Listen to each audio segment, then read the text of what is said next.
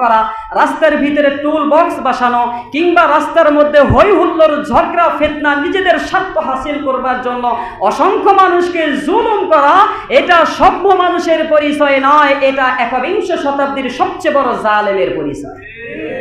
এজন্য এগুলো কাছ থেকে আমাদের বন্ধ রাখতে হবে, এগুলো থেকে আমাদের বেঁচে থাকতে হবে। অন্তত পক্ষে সেই শুআইব আলাইহিস সালামের সম্প্রদায়ের যে তিনটি দোষের কথা বললাম, একটি হলো মানুষকে ওজনে কম যাতে আমরা না দিব, এবং মানুষের হক যাতে নষ্ট আমার দ্বারা না হয়, এবং রাস্তার ভিতরে এরকমভাবে জুলুম করে যাতে অসহায় মানুষের উপর যাতে আমার দ্বারা অন্তত পক্ষে কোনো জুলুম অবিচার না হয়। আল্লাহ তাআলা আমাদের সবাইকে এইগুলো খারাপ কাজ থেকে বেঁচে থাকা তৌফিক দান করুন, সকলে আমিন। এরপরের আয়াত আল্লাহ বলছেন ফাকাযযাবুহু অর্থ হলো ওই যে শুআইব আলাইহিস সালাম বললেন ইয়া কওমি আবুদুল্লাহ ওয়া রাজুল ইয়াউমাল আখিরা ওয়া লা তাসাউ ফিল আরদি মুফসিদিন। শুআইব আলাইহিস সালাম যখন বলেছিলেন হে আমার কওম, ইয়াবুদুল্লাহ একমাত্র তোমরা আল্লাহর ইবাদত করো, ওয়ারজুল ইয়াউমাল আখিরা আখিরাতের জিন্দেগির পূর্ণ প্রস্তুতি এখানেই গ্রহণ করো, কেননা দুনিয়ার জীবনের পর আখিরাতে তোমাকে আবার পুনরুজ্জীবিত করা হবে।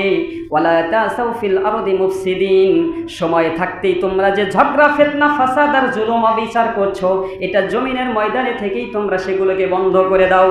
ফাকাযযাবুহু শুআইব আলাইহিস সালামের এই কথাটা তার সম্প্রদায়েরা মিথ্যা হিসেবে গণ্য করলো, মিথ্যাবাদী হিসেবে আরোপ করলো, সেগুলোকে প্রত্যাখ্যান করে দিল।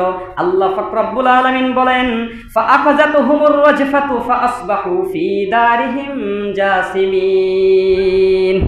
যখন শুআইব আলাইহিস সালামের এই কথাগুলো তারা প্রত্যাখ্যান করলো, আর আমাদেরকে কি বলি শোনাচ্ছ, যুগ যুগ ধরে এই রাস্তায় ট্যাক্স তুলে খাচ্ছি, আজকে তুমি আমাদের বৈষম্য বিরোধীর কথা আমাদেরকে শোনাচ্ছ, কোনটা বৈষম্য কোনটা অপরাধ, এইগুলো আজকে আমাদের স্লোগান দিচ্ছ, তোমাদের কথা আমাদের কোনো কারণে কর্ণকহর ভেদ করে ভিতরে যাবে না।